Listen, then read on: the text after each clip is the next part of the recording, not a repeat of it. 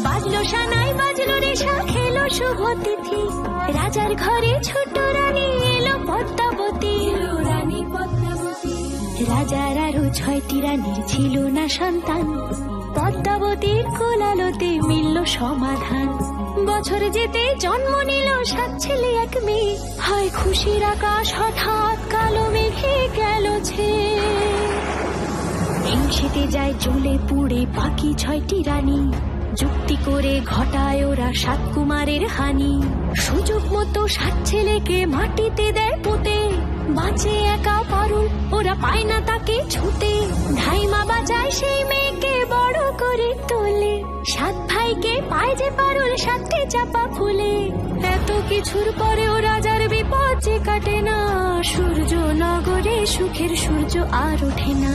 হিংসা বিবাদ বিচ্ছেদ আর প্রেমের কাহিনীতে পারুল বোন কি পারবে 7 ভাই চম্পাকে জাগা